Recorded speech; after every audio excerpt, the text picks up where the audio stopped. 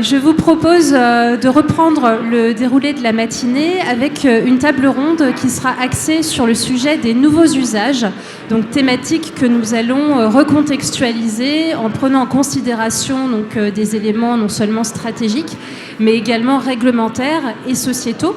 Donc avant d'entrer dans le vif du sujet, je vais demander à chacun des intervenants de se présenter brièvement, donc nom, fonction et société. Donc je vous propose de laisser la parole à une femme pour démarrer, Svetlana. Bonjour, donc, je m'appelle Svetlana Baranov, je suis auteure du livre Bankless Banking de nouvelles fondations pour la banque. Et je suis fondatrice de 21 Banking qui vise en fait à accompagner les collaborateurs dans la prise en main de leur sujet au travers de conférences, de formations et notamment une formation en ligne et de workshops. Et l'idée, c'est de les aider à devenir acteurs du changement pour qu'ils puissent eux-mêmes prendre en main les sujets qui les intéressent. Voilà. Je suis Steve Fogg, je suis cofondateur et président de la société Participe, une fintech créée en 2013 qui compte 25 collaborateurs aujourd'hui et qui propose aux banques, aux assurances et aux sociétés de gestion des solutions sur étagère, clés en main et en marque blanche, de commercialisation en direct et par le biais de partenaires distributeurs de l'ensemble de leur offre de produits et services. Et donc je suis Clément Cœurdeuil, le cofondateur et le président de Budget Insight. On est connu comme un des agrégateurs du marché, agrégation financière, donc directement lié à la DSP de l'Open Banking. Mais moi j'aime dire que notre métier, c'est de contribuer à rendre l'argent simple dans toutes ses composantes. Et donc on fournit à nos clients toutes les technologies autour de la donnée qui leur permettent de simplifier les expériences clients dans les services financiers. Bonjour, Alain Clos, je suis président de France FinTech, l'association qui représente les FinTech françaises. Je suis Business Angel et Senior Advisor chez EY pour la nouvelle finance et la technologie. Bonjour, je m'appelle Cédric, je fais partie de l'équipe investissement à Plug and Play. Plug and Play, c'est une structure pour l'innovation des grands groupes. On travaille avec un peu plus de la moitié des Fortune 500 pour tout ce qui est accompagnement, sélection, sourcing de start-up, pilotage, industrialisation. Et Plug and Play, c'est aussi un fonds d'investissement. En ce début d'année, on est le fonds d'investissement le plus actif au monde. On investit dans à peu près 200 startups par an. Et on a aidé des startups telles que Dropbox, PayPal, Lending Club, N26. Donc la FinTech est un secteur que l'on aime tout particulièrement. Merci à tous. Alors, première question, peut-être en lien avec les deux tables rondes précédentes. On a beaucoup parlé d'innovation, de disruption technologique sur les marchés de la banque et de l'assurance. Première question en guise d'état des lieux à l'attention de Svetlana. Quelles sont, d'après vous, les innovations qui seront le plus porteuses en termes d'évolution des usages en banque et assurance ? Oui, alors c'est vrai que l'innovation technologique, même si c'est moins le sujet, ça reste quand même un créneau qui va rester important, qui va se développer à l'avenir. Et notamment aussi, on va voir des solutions côté front qui ne sont pas forcément présentes encore aujourd'hui sur le marché se développer, comme par exemple des couches front en low-code, comme le propose par exemple OutSystems aux États-Unis. Mais la vraie innovation côté client, alors, sur les segments qui sont déjà adressés par plein de nouveaux acteurs, les bases sont aujourd'hui posées et on va voir la multiplication de services innovants, mais il y a autant de services que de cas d'usage possibles. On peut par exemple parler de Monzo qui propose à leurs clients de verser le salaire un jour en avance pour leur permettre de faire face à des fins de mois difficiles. Donc là, on adresse un usage spécifique. Revolut, par exemple, propose de souscrire une assurance voyage en un clic à 1 € par jour en étant déjà à l'aéroport. Starling Bank propose d'accéder aux détails des tickets de caisse au sein de leur application directement. Et en fait, il y a vraiment une multitude d'usages qu'on va voir se démultiplier au fur et à mesure. Et aussi, ce qu'on voit aujourd'hui, c'est tous les autres segments qui, pour l'instant, étaient peut-être un peu mis de côté, qui sont de plus en plus porteurs d'innovation. Il y a bien sûr les PME, donc avec des exemples classiques comme les néobanques, comme Conto, par exemple, mais aussi Okodo, qui propose, par exemple, d'assurer les factures en B2B pour les PME. Et il y a aussi le secteur des professionnels et de la gig économie qui est en pleine explosion. qui va se développer aussi à l'avenir, parce qu'on prédit qu'en France, on serait à 50% d'acteurs, enfin de travailleurs indépendants d'ici 2050, et qui ont des usages spécifiques, et donc des acteurs cherchent à les adresser.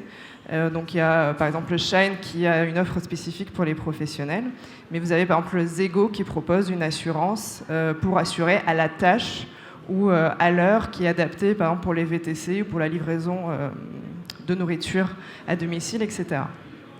Mais la principale, on va dire, innovation va concerner l'expérience client en général. Et il y a deux tendances clés. Donc la première, c'est le développement des marketplaces. Donc avec l'idée d'agréger un ensemble de services importants, de les intégrer dans une expérience client nouvelle et de chercher à proposer une valeur ajoutée à cette agrégation. C'est ce que sont en train d'expérimenter Starling Bank ou Max en France. Et une deuxième composante donc, de cette construction d'expérience client, c'est l'idée d'intégrer les services financiers à d'autres usages, en se disant que finalement le service financier n'est qu'un élément dans la réalisation d'un projet pour le client. Et un bon exemple de ça, c'est BBVA par exemple, qui propose au Mexique aux chauffeurs Uber d'ouvrir un compte en banque et d'accéder à tout un ensemble de services financiers directement dans l'application Uber. Donc ça, c'est vraiment un bon exemple de banque embarquée. Et ça montre d'ailleurs tout le potentiel qu'offre l'open banking pour innover donc, sur le secteur des services financiers. Merci pour cet éclairage. Donc, vous avez cité les termes notamment d'expérience client, d'open banking ou encore toutes les innovations technologiques disruptives pour le marché. Et ce qu'on peut dire aujourd'hui quand on analyse l'écosystème, c'est que les nouveaux acteurs sont partie prenante de cette construction de nouveaux services et de cette logique de partenariat entre entités financières traditionnelles et néobanques ou acteurs d'autres secteurs d'activité. Donc, je me tourne vers vous, Alain Clos. Vous représentez la FinTech française. J'aimerais avoir votre analyse sur la façon dont la FinTech s'illustre sur toute cette partie innovation et évolution des usages et quels sont les apports de cette typologie d'acteurs pour l'évolution du secteur. Alors, innovation, c'est un des mots les plus galvaudés du monde. Hein. Avec machine learning et blockchain, hein, on l'entend pratiquement à chaque jury de concours. Il faut le manipuler avec prudence. C'est vieux comme le monde, donc il faut prendre un petit peu de recul et évidemment modérer un peu les prévisions, qu'elles soient euphoriques ou alarmistes. On essaie de garder la tête froide au sein de l'écosystème. Nous, on a vu essentiellement jusqu'à présent une innovation, comme ça a été dit par Svetlana, de parcours et d'usage avec finalement une composante technologique faible dans une application de paiement. Il n'y a pas de technologie révolutionnaire. Il y a un rapport à la monnaie, au paiement, au peer-to-peer, à la cagnotte, etc. Dans le financement participatif, il y a l'agrégation de deux métiers qui n'étaient pas liés auparavant, mais on n'a pas une révolution technologique. Hein. Ce qu'on voit aujourd'hui beaucoup plus, c'est que la tech est en train de prendre le pouvoir dans la plupart des choses vraiment innovantes qu'on voit. La tech de la donnée, évidemment, au centre. À quoi c'est appliqué ? C'est appliqué d'abord à la plateformisation, ça a été dit, je reprends pas trop. C'est que la plupart de nos applications sont parties d'une verticale et sont en train aujourd'hui de couvrir un spectre beaucoup plus large en utilisant la technologie comme l'agrégation, je pense que tu en diras un mot tout à l'heure, comme la néobanque, la néo-assurance, qui sont les thèmes qu'on voit le plus aujourd'hui. Deuxième grande série d'innovations que je vois, elle a été évoquée aussi par Svetlana, qui m'a tué mon propos, donc je vais aller plus vite, c'est les nouveaux types de clientèle. En gros, la première vague, c'est du retail et du retail d'entrée de gamme, on va dire. Aujourd'hui, c'est tout le reste. Et en particulier, le thème le plus couru, et notamment en investissement, c'est la TPE, le pro, qui, pour faire simple, est le croisement de la frustration et de la marge. Hein. C'est comme ça que la disruption, comme on dit, s'intéresse à un sujet. Il y a de la marge et il y a des attentes subjectives ou objectives, et puis je rentre dedans. Et aujourd'hui, clairement, c'est l'entrepreneur, le pro, la TPE, étant entendu que les frontières entre les clientèles est en train de voler en éclats, parce que chacun d'entre nous, notamment quand on est plus jeune que moi, sera entrepreneur, salarié, puis chômeur, et c'est pas grave, et de nouveau entrepreneur, et tout ça en parallèle. Et donc, la banque classique a été construite sur la frontière, et cette frontière est en train de voler. Hein. Et puis, on commence à avoir des vraies applications sur le blockchain. Hein, voilà, on peut le ressortir une ultime fois, mais on commence à avoir des modèles qui volent dans les sujets du tiers de confiance, dans les sujets de la transaction, dans les sujets du financement. Juste un mot pour dire que pour moi, le sujet, il est beaucoup plus culturel qu'autre chose. Hein, c'est vraiment un rapport à la culture qui est le sujet. Et ce qu'on va voir apparaître, selon moi, c'est un rapport transactionnel avec l'utilisateur. C'est-à-dire, on va commencer à rentrer dans des vraies zones d'échange de données contre-monétisation ou contre-service supplémentaire. Je pense à un truc très particulier qu'on voit émerger, nous, très fortement, c'est le crédit algorithmique. C'est-à-dire, dans le monde d'avant, vous êtes une entreprise ou un particulier, on vous demande si vous voulez un crédit, vos fiches de paie, vos bilans, etc. D'abord, le passé préjuge de moins en moins de l'avenir, et puis les gens veulent de moins en moins donner le papier. Il y a tout un tas de gens, grâce à la tech et la donnée, qui réussissent à créer des scores, des appréciations et développer des choses. Et de ce point de vue, la tech est vraiment leader. Merci. Du coup, Clément, en tant qu'acteur du secteur, comment est-ce que Budget Insight fait évoluer cette stratégie au regard de la réalité marché qui a été décrite? Et puis, est-ce que vous partagez ce point de vue sur ce qu'on observe aujourd'hui dans l'écosystème?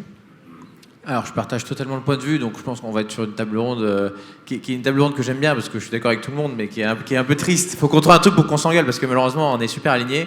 Non, moi, chez Budget Insight, on est obsédé par les usages. On pense que en fait, demain, c'est la fusion entre les usages et les services financiers. En fait, les services financiers qui vont gagner, c'est ceux qui seront intégrés profondément dans l'usage jusqu'à disparaître. Et en fait, toutes nos technologies chez Budget Insight sont basées sur ça. Aider nos clients à faire disparaître les services financiers dans les usages. On ne pense qu'à ça. À la fin, il faut que ça donne ça parce qu'on sait que c'est ça qui fonctionne. Et tous mes clients avec qui j'ai des relations formidables et qui réussissent très bien, et je pense notamment à Lydia qui est un peu ma star à moi, hein, mon partenaire clé, eh bien, ils sont nés des usages. Le paiement peer-to-peer, il n'y avait pas de moyen simple de transférer de l'argent à des potes. Mais le vrai sujet, c'est que vous êtes avec vos potes et vous voulez vous rembourser vos potes. On est dans les usages. Lydia, on est dans les usages. Venmo aux États-Unis, on est dans les usages. PayPal, on est dans les usages. C'est-à-dire qu'il n'y avait pas de moyen simple de se faire payer sur eBay. Enfin, voilà. Donc, toutes les grandes réussites de FinTech aujourd'hui, elles sont nées d'une réponse forte à un usage. Et aujourd'hui, un de mes gros sujets pour moi, pour aider mes clients qui sont beaucoup des banquiers, eh bien, et là où je te rejoins parfaitement, c'est que mon plus gros challenge, c'est un problème de culture. C'est même pas un sujet technologique, parce que la technologie, on sait faire maintenant. Moi, j'ai ce qu'il faut. Enfin, Steve, il a ce qu'il faut. Enfin, il n'y a pas de problème là-dessus. Le vrai sujet, c'est un sujet culturel. C'est-à-dire comment on intègre cette idée de vous êtes là pour aider le client à régler un problème, et vous n'êtes pas une fin en soi. Vous, la banque, vous, le banquier chez qui on se faisait beau pour aller tout le temps, vous n'êtes pas une fin en soi, vous n'êtes pas un usage, vous êtes un support aux usages. Et donc vous devez changer votre vision des choses, c'est-à-dire que vous passez d'une culture de j'ai un produit à placer chez un client, d'une vision produit, à une vision projet client. Et en fait, mon sujet à moi, mais il est autant culturel que technologique, c'est comment je mappe un projet client, la résolution d'un projet client, la réponse à un besoin d'usage, à un produit bancaire, financier. Voilà. Et c'est tout ce mapping-là. Et en fait, le problème qu'on a, c'est qu'avant, ça pouvait être... Alors, on se dit, il y a un nombre de produits absolument phénoménal, c'est déjà vachement compliqué, mais il y a un nombre d'usages encore plus grand que de nombre de produits. Et du coup, la problématique, elle est immense. C'est-à-dire qu'on a déjà dépatouillé avec tous ces produits qu'on essaie de placer aux clients, parce qu'il faut bien qu'on gagne de l'argent. Et en fait, on se rend compte que le sujet, il n'est plus là. Il est de répondre à un usage qu'on ne sait pas motiser, parce qu'on ne sait pas le mapper au bon produit. Et donc tout l'enjeu, c'est pour moi la réponse, c'est l'expérience client. C'est quelle expérience client on propose pour être sûr qu'on règle le problème du client, et à travers ça, on va placer son produit. Mais en fait, si on part du produit, on se trompe de problème, et c'est là où moi mon enjeu avec tous mes clients, c'est de leur dire, au-delà de la technologie, parce qu'ils viennent me voir en disant je veux de la grecque, je veux de la techno, je leur dis attendez, oui la techno je sais faire, aujourd'hui c'est pas le problème. Le problème c'est comment vous répondez à la problématique de vos clients. Et d'abord ça, et on trouvera les produits à mettre dedans. Mais c'est une inversion de façon de penser qui est hyper dure à mettre. Et mon enjeu à moi, c'est de la techno, mais c'est presque de l'accompagnement, quoi. Ok. En plus de tous les enjeux culturels et sociétaux, j'ai envie de dire que vous avez cité, en termes d'expérience client, d'acculturation des consommateurs sur cette nouvelle donne, on peut aussi signifier le fait que le marché est actuellement confronté à une actualité réglementaire foisonnante. Et j'ai envie de citer notamment la deuxième directive sur les services de paiement qui est pointée comme une réglementation importante pour le secteur, avec notamment l'avènement de l'open banking. Steve, je me tourne vers vous. Quels sont d'après vous les apports de l'open banking en termes d'évolution des usages clients ? Et est-ce que vous envisagez à date des potentialités justement pour tout ce qui est stratégie de nouveaux acteurs, innovation, qui sont apportées par ce nouveau concept ? Alors, lorsqu'on parle d'open banking, effectivement, je pense qu'il faut décomposer le sujet en 3 verticales principales.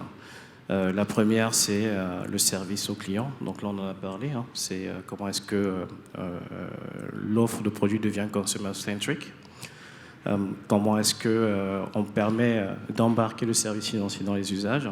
Donc il y a des exemples, paiement instantané. Il y a d'autres exemples d'usage, c'est par exemple l'encapsulation de données bancaires dans des QR codes qui permettent par exemple de réaliser des opérations très importantes lorsqu'on a la carte bancaire qui est bloquée parce qu'on a atteint des plafonds. Et aujourd'hui, les banques à 80% ont compris qu'il fallait s'appuyer sur l'open banking pour proposer de nouveaux services aux usages et donc aux clients et donc par conséquent monétiser cette thématique. Le deuxième point, c'est un point business, c'est-à-dire qu'aujourd'hui, l'interprétation qu'on a de l'open banking, c'est une interprétation à minima parce qu'on se sent obligé en fait de partager nos données clients avec les tiers parce que la réglementation l'impose. Or, si on veut embarquer la banque ou les assurances dans ce mouvement d'open banking ou d'open insurance, il faut arriver à proposer des solutions qui permettent de monétiser le fait d'ouvrir ces données clients ou d'ouvrir ces produits vers l'extérieur. Et une fois effectivement qu'on a ouvert donc, nos référentiels produits vers l'extérieur, on répond à la problématique exposée par Clément, c'est-à-dire qu'un service financier peut devenir accessible n'importe où, à n'importe quel moment et sur n'importe quelle interface web utilisateur, qu'elle soit mobile ou pas. D'accord ? Et aujourd'hui, effectivement, on a plusieurs expérimentations dans ce sens, où on a des acteurs bancaires qui vont essayer de passer par exemple, des prescripteurs, qui peuvent être d'ailleurs spécialisés ou non spécialisés, qui se trouvent pour la plupart en dehors de leur réseau existant de distribution, pour rendre justement le produit financier accessible en dehors du réseau de distribution de la banque. Et donc ça, c'est une première façon pour cette banque, ou pour l'assurance d'ailleurs, de monétiser ces produits en se basant sur l'open banking, mais pas d'un point de vue données clients, mais d'un point de vue référentiel produit. L'autre point sur donc, cette thématique business, c'est effectivement l'accélération de la logique partenariat FinTech banque qui conduit tout simplement en fait, à mutualiser les risques et à tenter plus facilement de nouvelles choses, parce qu'on sait très bien que les acteurs bancaires et assurantiels sont extrêmement drivés par des logiques de PNB, et donc on a du mal effectivement à investir massivement pour pouvoir tester de nouvelles offres, de nouveaux usages, parce qu'on a du mal à anticiper, à savoir ce que ça va nous rapporter à terme. Et donc, cette hantise donc, d'une chute de PNB favorise la collaboration entre les fintech et les startups. Et le dernier point, on en parlait, c'est donc la monétisation de la donnée. Ça va beaucoup plus loin que ça, c'est-à-dire qu'aujourd'hui, lorsqu'on parle de nouveaux usages, on peut pousser la logique extrêmement loin en créant ce qu'on va appeler le conseiller augmenté. Le conseiller augmenté, c'est quoi ? C'est une sorte de scanner qui va analyser le profil client, qui va détecter les événements principaux sur la vie du client et qui sera à même de lui proposer à l'instant T le produit qui correspond en fait à l'événement de vie qui s'est produit. Ce qu'un conseiller aujourd'hui en agence ne sait pas faire, parce que typiquement, lorsque vous avez un nouvel enfant qui rentre en petite section et qu'il vous faut une assurance scolaire complémentaire, le conseiller ne va pas vous appeler pour le faire. Alors qu'avec le conseiller augmenté, en screenant et avec l'open banking, vous pouvez le faire. Et donc, ça vous permet effectivement de vous baser sur la donnée pour pouvoir la monétiser. Et enfin, on parle d'APIisation de services. Il faut savoir, par exemple, que si on prend le cas d'Amazon Web Services, qui est un cas magnifique, qui me parle beaucoup, sur 160 API qui sont exploités par Amazon Web Services, ils ont réussi à générer plus de 27 milliards de dollars de bénéfices. C'est-à-dire qu'aujourd'hui, l'APIisation donc, des services permet effectivement de pouvoir générer de nouvelles sources de revenus. Et le dernier point, c'est le point donc, de la technologie, avec le fameux concept DataWad, c'est les produits financiers anytime, anywhere et any device. Et donc ça permet effectivement aux banques de placer un petit peu l'API au centre de la révolution et du changement du système d'information existant, et même d'aller plus loin, c'est-à-dire ne pas changer le système d'information existant, mais créer un système d'information alternatif qui permet justement de répondre aux nouveaux usages de marché. Merci. Et si on applique le sujet de la DSP2 à une réflexion un peu plus prospective, on peut signaler le fait que l'un des enjeux qui va caractériser l'évolution du secteur est la relation entre ce texte et d'autres réglementations qui sont impactantes pour l'évolution de notre secteur d'activité. Je pense notamment au RGPD ou encore à l'évolution de la législation relative à la lutte contre le blanchiment de capitaux et le financement du terrorisme, qui en est à sa 5e directive. Si on prend un peu de recul sur la situation, on peut dire que finalement, il y a un réel droit de la digitalisation qui est en train d'émerger en adaptation à l'évolution des usages. Si on sort un petit peu du contexte financier, on peut aussi citer l'évolution de la réglementation relative à la protection des droits d'auteur, qui est également adaptée aux enjeux du numérique. Donc je me tourne vers vous, Svetlana. Dans quelle mesure ce foisonnement réglementaire peut constituer un apport en termes d'innovation et d'évolution des usages? Quelle est votre analyse sur ce sujet? Alors déjà, je pense qu'il y a des usages qui sont très facilement adaptés par le client et qui ont été poussés par la réglementation. Je pense à l'instant payment, par exemple. C'est quand même, ceux qui ont essayé l'ont certainement adopté. Ça a une forte valeur ajoutée pour les clients. Je pense aussi à un usage, c'est par exemple le 3D Secure. Donc le fait, vous recevez un SMS quand vous payez en ligne.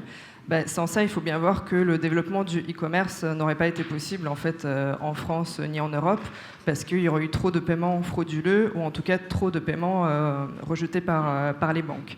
Donc ça, c'était important, le rôle du régulateur, surtout pour enclencher un mouvement qui soit global sur tout le marché et favoriser justement la sécurité pour les clients et le développement des acteurs du e-commerce.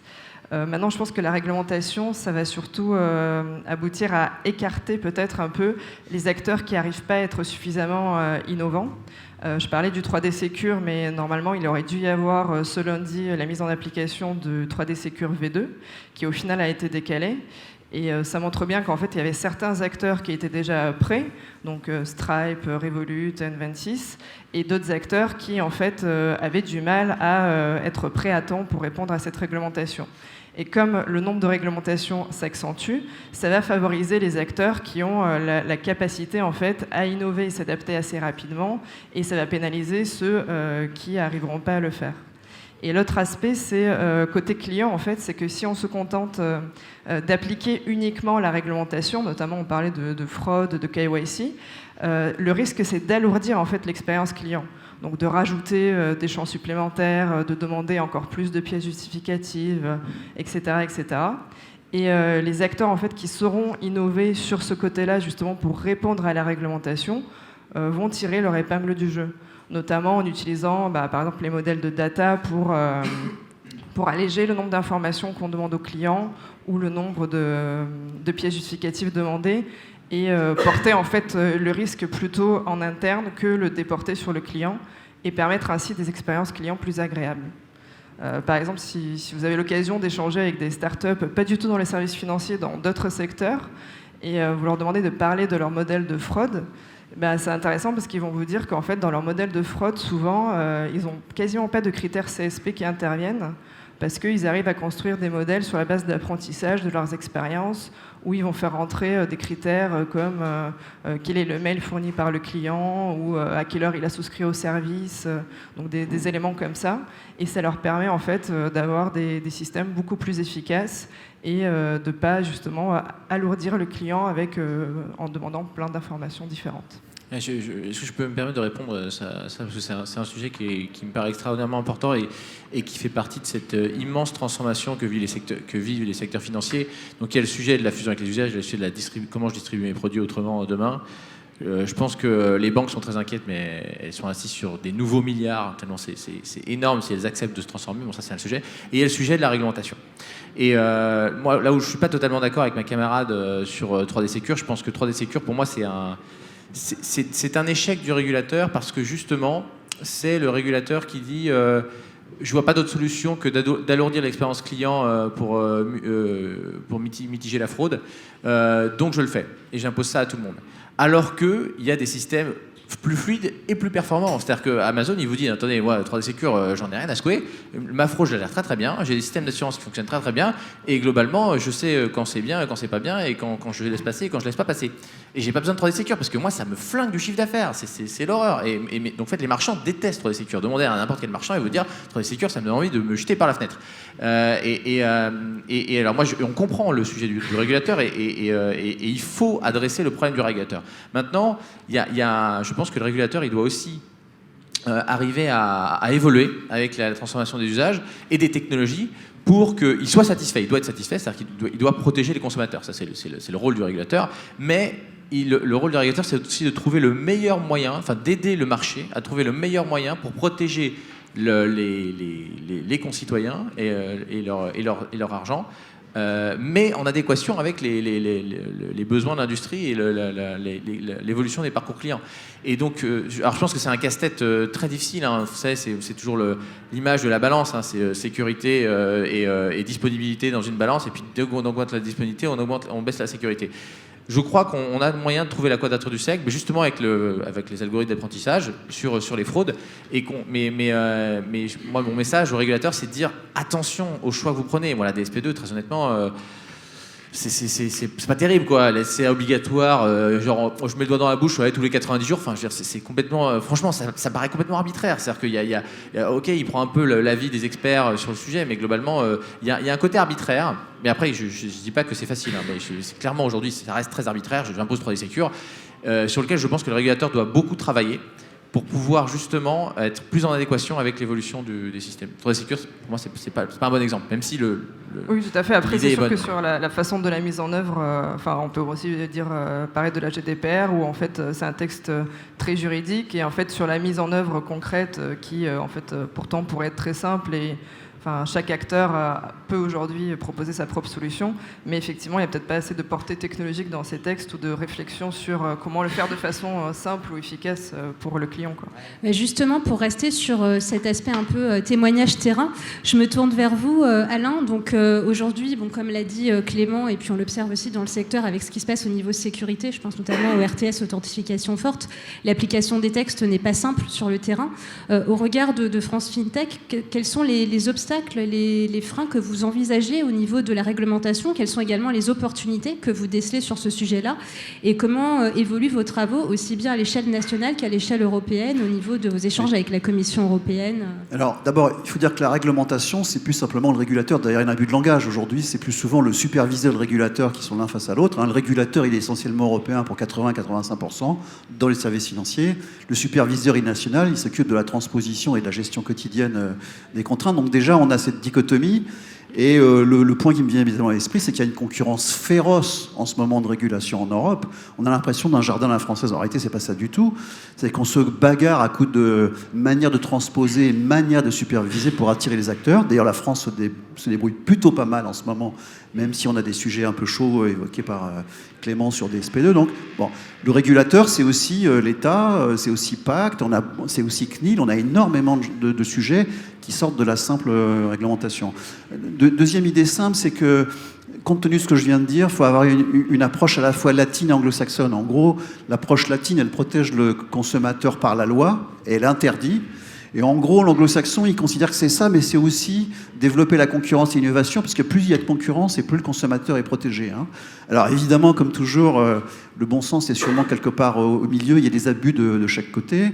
L'européen continental devient un peu plus anglo-saxon, puisqu'il commence à avoir une ambition de soutenir l'innovation, premier point.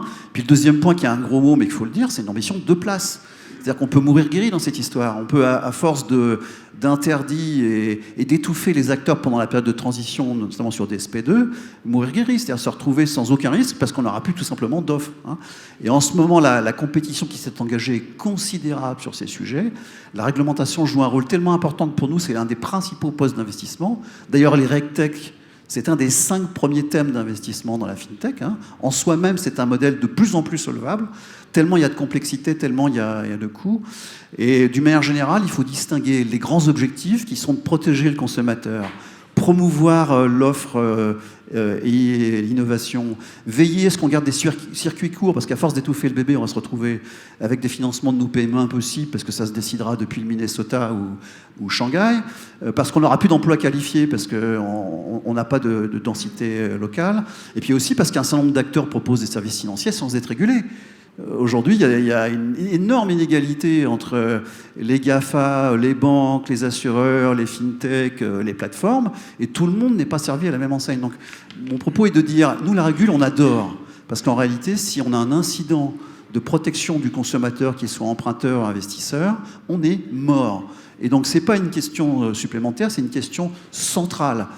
Mais il faut être tous à armes égales devant le consommateur. Et nous, on est d'ailleurs pour le level playing field, dans le jargon, c'est-à-dire la même réglementation pour le même type de prestation, et pas une réglementation destinée par taille d'acteurs, mais aussi une vision d'innovation et de service au consommateur et de promotion de la place. C'est absolument vital. Et on en parle énormément avec l'Europe et évidemment les autorités françaises. Alors, on a beaucoup parlé innovation, réglementation. Il y a un autre sujet qui est lié justement à l'évolution des usages. C'est le sujet de la sociologie, avec notamment le renouvellement générationnel et les évolutions qui peuvent être apportées par des générations du type millennials en termes d'évolution de l'utilisation des services bancaires et assurantiels. Cédric, je me tourne vers vous. D'après vous, quels sont les apports de cette génération pour les évolutions en termes d'usage dans les services financiers ? Pour les millénials, pour les nouvelles générations, en fait, il n'y a pas de service financier. Enfin, je pense que Clément l'a un petit peu dit avant. Nous, aujourd'hui, à Plug & Play, on regroupe nos grands groupes par pôle, effectivement, finance, assurance, santé, voyage, parce que ça fait du sens dans la logique des grands groupes. Mais en fait, ce qu'on voit, c'est que du côté des usages, du côté de la demande et des startups qu'on pousse justement à ces grands groupes pour répondre aux besoins clients, eh bien une start-up qui travaille avec BNP Paribas va très bien travailler avec Carrefour, avec Sanofi, avec Aéroport de Paris. Donc en fait, pour les millennials, la banque et l'assurance, ça n'existe pas. Et tu disais que c'était un support. On peut avoir son compte en banque chez Orange, payer avec Apple et s'assurer avec Alexa. Et réciproquement, les banques et les assurances, elles-mêmes se sont diversifiées en dehors des activités de banque et d'assurance il y a longtemps. On peut louer sa voiture avec sa banque. L'application de son assureur va nous dire comment mieux conduire pour éviter un accident. Et à chaque fois que j'utilise ma carte de crédit chez les commerçants, eh bien, je gagne des points de fidélité. Donc je pense qu'on est parti d'un modèle où en fait, le client allait chercher des services dans des silos verticales, où les services viennent aux clients, enfin de manière verticale, où les services viennent aux clients pour accompagner de manière horizontale le client pendant tout son parcours.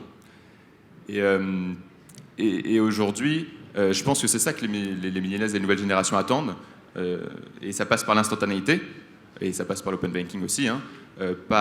Donc l'instantanéité, c'est j'ouvre mon compte en banque, je fais en quelques secondes, je fais un transfert immédiat, je veux du support 24 heures sur 24, 7 jours sur 7. Il veut de l'information, donc je veux connaître les offres, pouvoir comparer les offres de manière transparente, et si possible, si les conditions sont simples, c'est mieux. Et ils veulent de la personnification, de l'hyper-personnalisation. Personnalisation. Et ça passe forcément par ce mélange des limites. C'est pareil, Alain, tu en avais parlé. La personnalisation, la première étape, c'est bon, dans le secteur bancaire, je suis une banque, j'adapte mon offre bancaire à mon client selon les interactions que j'ai avec lui. Ça, c'est bien. Et aujourd'hui, par exemple, on a investi dans une startup qui s'appelle Lovis en assurance. C'est ça, je personnalise mon offre. Aujourd'hui, ce mois-ci, je veux une assurance animal domestique et voiture. Et le mois prochain, hop, je clique pour avoir une assurance trottinette. Mais l'étape d'après, c'est de mélanger les secteurs et l'hyper-personnalisation passe forcément par ça. Donc par exemple, dans le cadre là, imaginons que j'ai ma trottinette qui est enregistrée, pourquoi pas m'indiquer directement son prix sur eBay et Amazon, comme ça, hop, en un clic, je peux la vendre si finalement j'en ai plus besoin. Et donc mélanger retail et assurance. Un autre exemple, on regarde aujourd'hui une entreprise qui s'appelle Headbridge, très jeune, qui veut faire une marketplace de prêts étudiants. Sous la forme d'ISA, donc d'Income Share Agreement, c'est-à-dire qu'on va prendre une part du revenu des étudiants une fois qu'ils sont sortis d'école, plutôt que de faire un prêt traditionnel.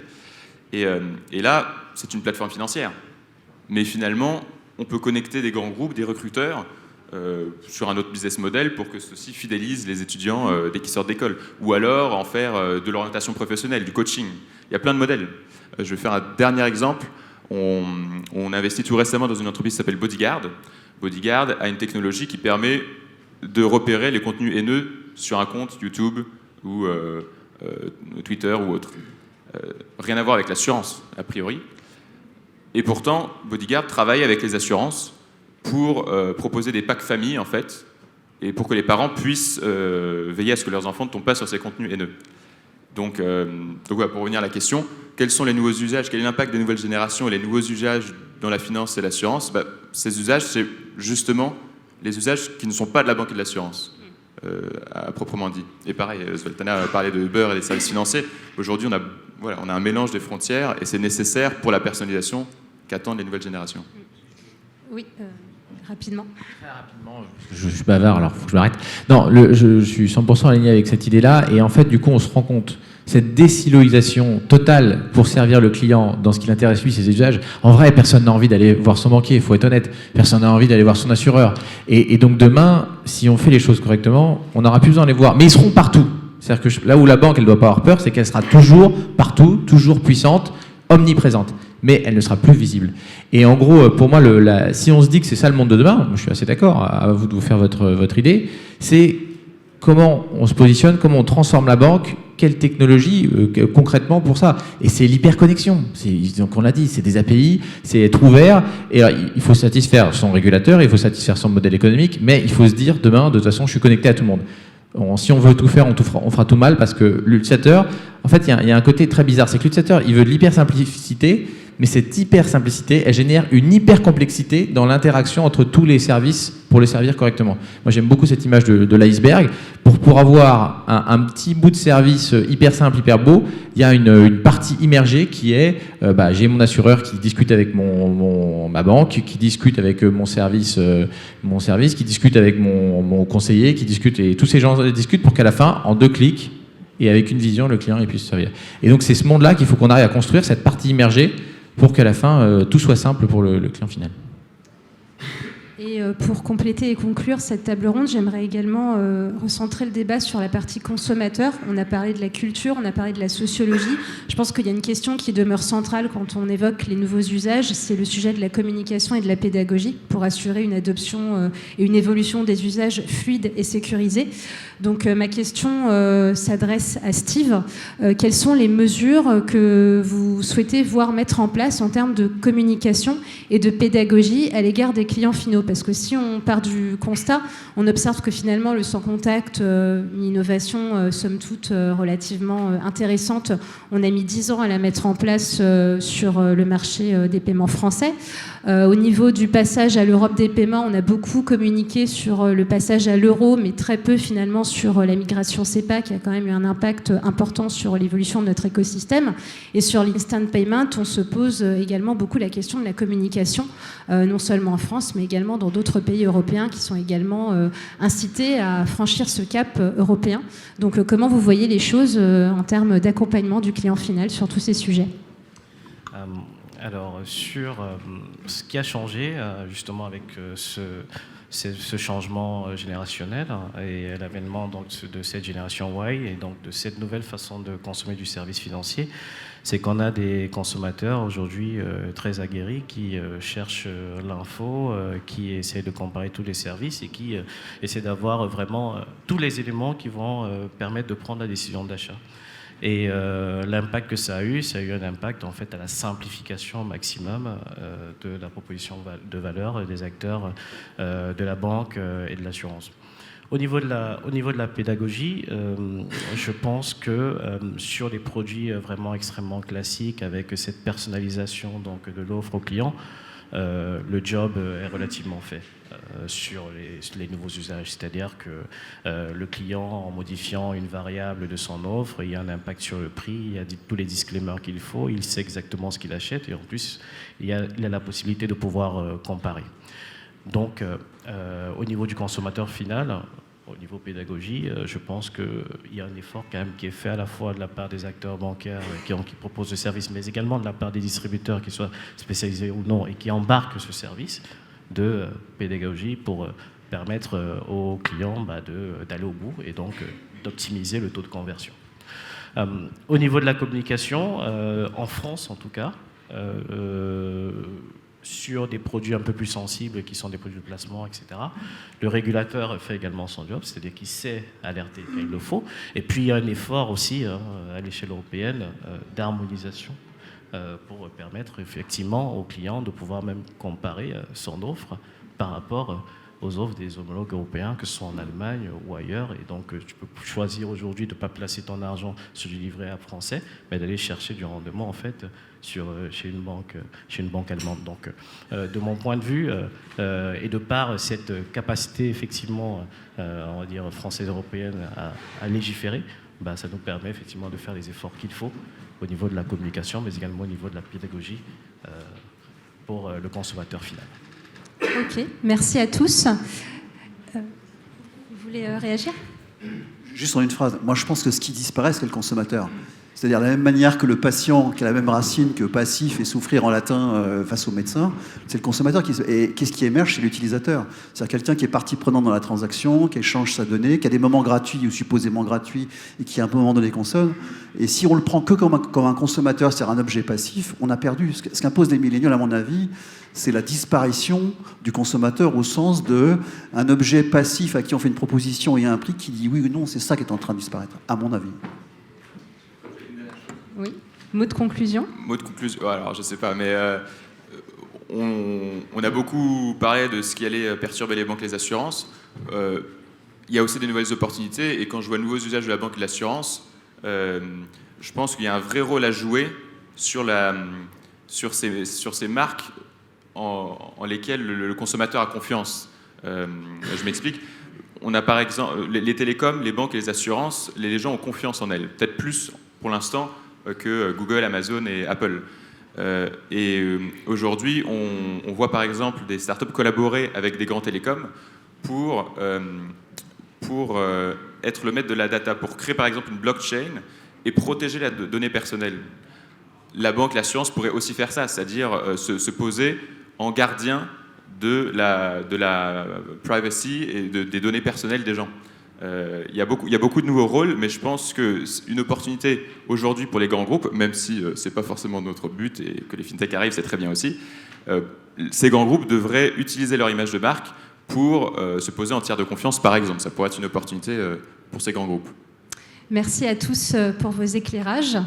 Nous sommes obligés de conclure cette table ronde puisque nous avons dépassé un petit peu le timing et nous avons d'autres interventions à suivre. Donc merci à tous. Et je vous propose tout de suite de passer au keynote de la société Lemonway.